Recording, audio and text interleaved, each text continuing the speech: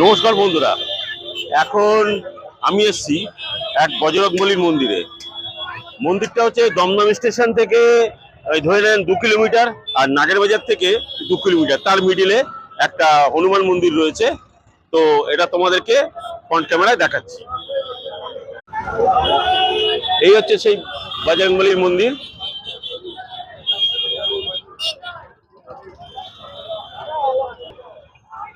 এই হচ্ছে entry gate.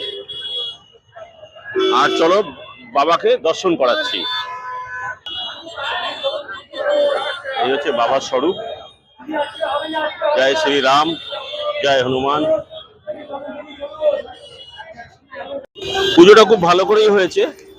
তো তুলসী দিয়ে, একটা নারিকেল দিয়ে, লাড্ডু দিয়ে বাবাকে পুজো দিয়েছি। খুব ভালো করে পুজো দিতে পেরেছি এবং দর্শন খুব ভালো করে করতে পেরেছি। তোমরা বেশি দূরে না, বেশি সবই কাছে।